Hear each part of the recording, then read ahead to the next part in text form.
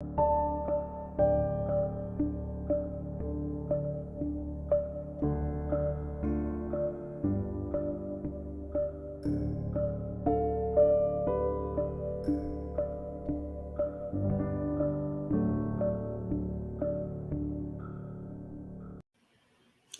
up, Duval?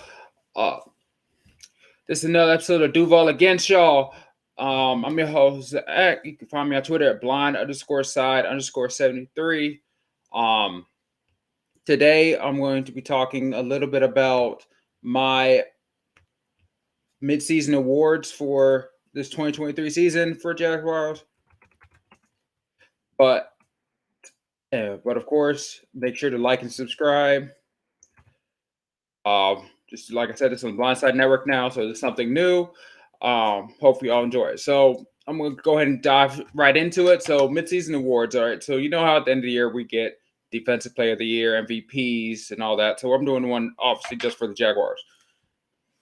All right. So first, I'm gonna do Rookie of the Year. This one wasn't as hard as I thought it was gonna be. Just because a lot of our rookies are kind of either not playing a lot or not producing like we thought we were going to do. There's a few other, or they've been hurt, or a bunch of other stuff. So for Rookie of the Year for us so far, I'm going with Anton Harrison. I know, shocker, I feel like the only one that really has a strong, you could make a case for would be Brenton Strange, but he doesn't really get enough targets for him to be in that. Tank Bigsby's fumbling too much. And even when he's not just not getting the playing time. It's kind of ETN show, but Harrison's doing good. I mean, he had a few really rough games. He had a bad game against the Chiefs early with Chris Jones. So I mean, that's understandable. It was kind of welcome to the NFL moment. But other than that, I feel like for a guy who's only played left tackle in college, had one game in his life as a right tackle in college, and switching from left to right and switching to the college to the pro level. Excuse me. I feel like he's doing a lot. He's doing exactly what we thought he was going to be, if not maybe a little better. But as the season's gone on, I feel like he's greatly improved on the type of player he has been. He's not a huge downgrade, if a downgrade at all, from Jawan Taylor. The way Jawan's playing now in Kansas City, it looks like he's looking like he's going to be an upgrade. Just because Jawan's kind of struggling because they're finally calling Jawan's little pre-step jump step he did. But yeah, all in all, I'm not hugely impressed with our rookie class so far. Like I said, the only two would probably be Strange and sitting everyone else either like isn't playing, like Tyler Lacey or Yusio Dula. Or Lacey's playing a little bit, but now that Smoothie's back, he's getting no play. He's playing time's way down, and Abdullah's been a healthy scratch, inactive the last few games. So I just feel like it's kind of down him, and a lot of our later picks are hurt. So that's for them. There hasn't really been an elite rookie guy this year for us, which can be a good thing, just because it's showing that we're a good enough organization where rookies don't have to contribute right away. But yeah, that's good for all of them. And next, we're going to go to most improved. All right, so most improved. This one was kind of a little tricky. There was a couple guys who I feel like could be up for this. I mean, you got Trey Herndon's been playing really good. All of us in offseason, including myself, were saying that Trey needs to not play anymore. Give somebody else some run with it, but he's kind of stepping up a lot this year, which is great for him. I feel like that's really helped our secondary in the slot now. He wasn't as big of a weakness this year like he was last year. If anything, he's probably a plus, which is helping us start leading the league in turnovers like we have been, or takeaways, which is great. I like seeing that. But yeah, he had it for it. But I'm gonna have to go with Travis Etienne for this, because I mean he's already eclipsed his touchdowns from last year. He's another year removed from that foot injury he had his rookie year.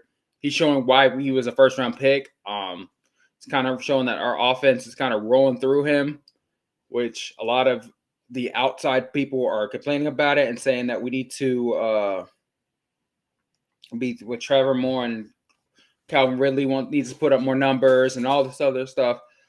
But we're winning. So as long as we're winning, I feel like everyone's going to be fine with how everything goes. I know I am. I don't need Trevor to throw a bunch. If we win games, it doesn't matter how you win, so it matters that you win. I know ETN had that streak. He was getting multiple touchdowns every game for 3 games, if I remember right. And then he scored again, but he only did it once, so it broke the streak, but he's still scoring consistently. Him and McCaffrey are scoring every game, so that makes this game on Sunday going to be a huge game. But we'll give Travis his run back his pass protection a lot better. Like last year, Hasty had to come in for pass blocking because ETN wasn't there. But I feel like Travis has really stepped up a lot, and stepping up is what is great. So, like I said, he's my most improved. This may feel a little bit like Ja Morant's most improved in the NBA last year or a couple years ago, because he was already good. But I feel like if you take somebody to the next level, it's even better. So that's that. Now this next one isn't a popular one, but it fits our team very well. And that is most disappointing. And that award, unfortunately, I'm going to have to give it to Tank Bixby. Calvin Ridley has an argument for it, but at least Calvin Ridley's had flashes with it. Tank Bixby kind of has some fumbling issues right now. I mean, even the one fumble that doesn't really count as him, with Trevor's interception in week 1 against the Colts, that still was on Tank Bixby because he dropped it and it popped up in the air, so that affected that. He had the fumble against Pittsburgh. He had the other play against Colts. He's getting better, but it's still not what everyone thought he was going to be. Thought him and ETN were going to split, it'd be like a thunder and lightning like combo, and unfortunately that has not happened. So unfortunately, he's going to have to be my most disappointing. Like I said, Calvin Ridley had some arguments, but he's shown enough. And even if he's not getting the catches, he's getting like the pass interferences, and defenses are still afraid of him, even though he's not putting up the yards, which shows just how the capability of Calvin Ridley. And hopefully when Zay Jones comes back, Calvin Ridley's going to explode even more, just because Zay's kind of our deeper threat. So it's going to help. They can't roll the coverage towards Calvin Ridley, but we'll see how that goes. Next, we're going to go with defensive player of the year for Jacksonville. My personal, there's only been 2 guys that could truly have a case for us, and that's Darius Williams and Josh Allen. Foye it's a good year. I just don't. I like Foye. I think he's a great linebacker. I feel like he's one of the better linebackers in the league. His only issue is he doesn't get the turnovers. It's better this year than it was his first year in Jacksonville, but it's still. I wish he'd get at least force a little more fumbles. I mean, just 2 weeks ago, he had his first interception as a Jaguar. And then of course, Darius had his like 2 weeks before, so it's all like that. But still, I got to give it to one of Darius or Josh Allen, just because I feel like they're more. Darius is the number 1 as of last week corner in the NFL when it comes to Pro Football Focus with an 85% grade, which is crazy. Just because I mean, you got the Sauce Gardners and you have the Zaire Alexanders, and he's leading the league in pass defense, which hopefully he starts turning more of those into interceptions.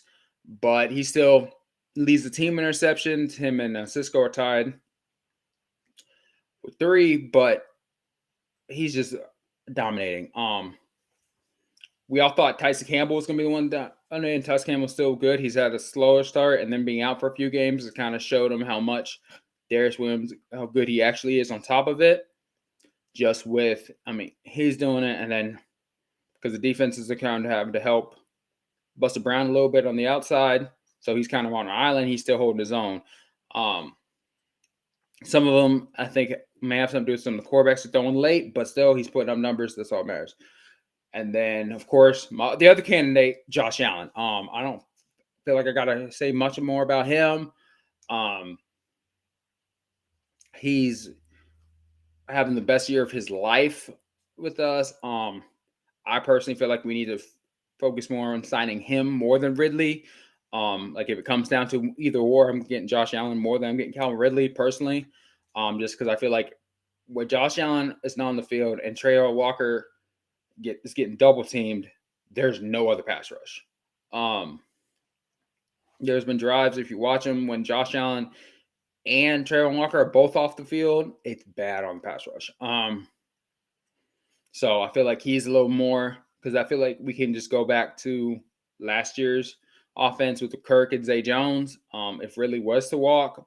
But I still, of course, would prefer both of them. If it comes to two, I prefer Josh Allen. I mean, he's getting 9 sacks. He's getting, a couple of his sacks are kind of pushing out of bounds sacks.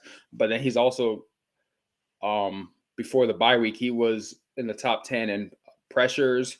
So it means he's actually getting close to the quarterback. A lot of the interceptions and turnovers we have are because quarterbacks are just throwing out, trying to get rid of the ball in the pocket because Josh Allen's crashing on one side.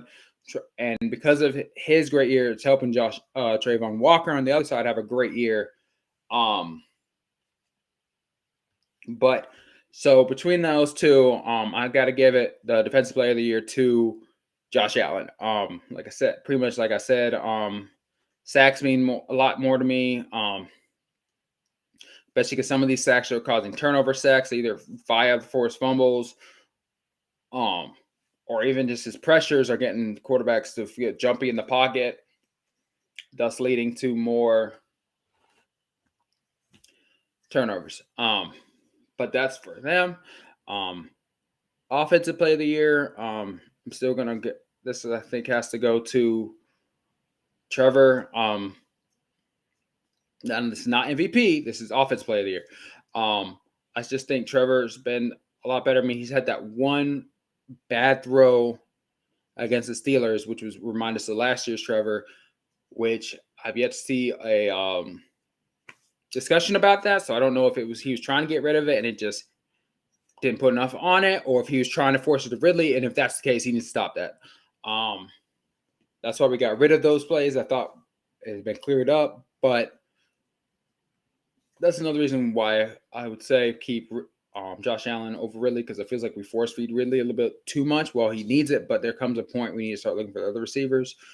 But I mean, he's still doing good. He's doing his thing. He's the best quarterback in the league, according to I think it's Pro Focus, when it comes to deep shots. The only issue is we don't take a lot of deep shots because of our offensive line. Up the middle is iffy. Hopefully this Ezra Cleveland pick will help that, and Walter Little coming back will help that a lot. I personally would wish that one of them could play center and then put them at center, and then I feel like the offensive line would be perfect, or it'd be good enough and that we can hold everything down. But I digress off that. But so I mean, he's not taking sacks which is good. He's not having like a crazy season, but he's also not needed to. With ETN running like he's running, scoring, and then our defense playing, I think we're almost kind of in a, not saying a game manager mode, but because he can totally sling it if need to. But I think a lot of it is also with this offense now. He's like, I don't need to do these risky plays. I can just check it down, do it.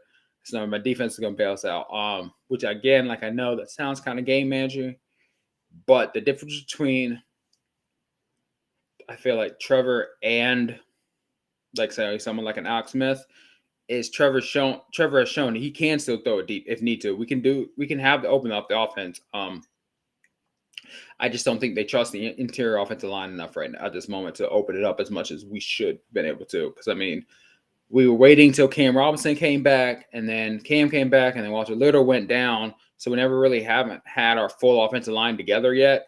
So I think we're kind of waiting on that to see what happens. All right. And so I think we got one more award, and that's the MVP. There's a bunch of guys who can argue for the MVP of this. I mean, like I've said, we could do Josh Allen, we could do Darius Williams, Trevor Lawrence has arguments, Travis Etienne has some arguments. Everett Ingram, you can argue just because of he's on a better pace catching with receptions and yardage this year than he was last year. He's not getting touchdowns, but if you watch the game, he's getting come the red zone. There's 4 guys around him, because the leagues don't know what he can do. But so I got to give it my MVP of the Jacksonville Jaguars.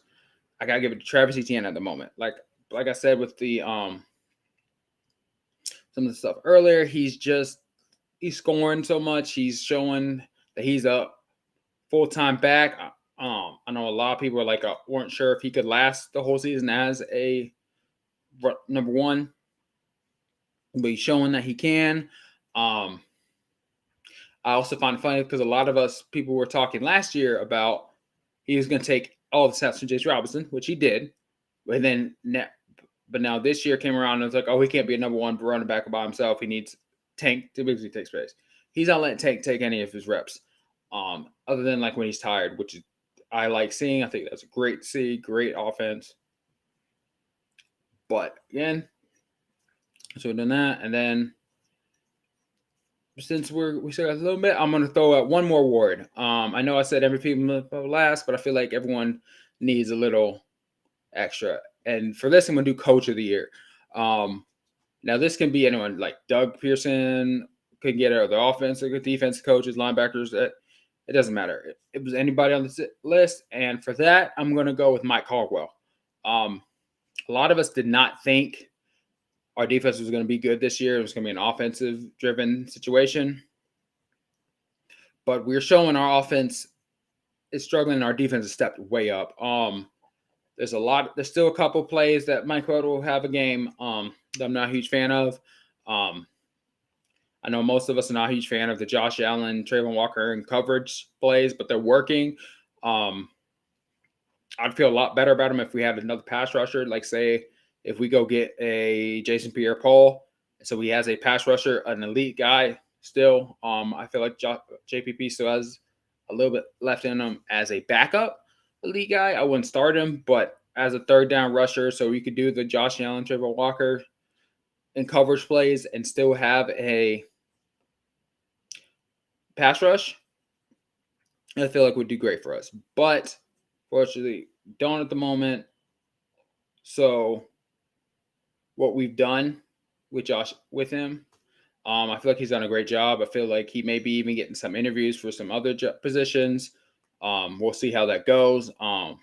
If they're taking from us, that means we're doing something right. Just like Jim Bob Cooter up in Indianapolis now. He's putting up decent stats every game, so that's good to see also. But hopefully he stays. Hopefully we build a dynasty here. We're 6-2. We're the 3 seed as of right now, if I remember correctly. So I mean, we have the capabilities, especially with this stretch run. We can go get this. Go get the 1. Our needs Kansas City lose 2 more times, which is plausible because they slip up a little bit every once in a while, like they slip against the Broncos. So we went out. We should be able to lock up a 1 seed, get some more home games in Jacksonville. But for that's this episode of Duval Against All. Just remember, it's always Duval.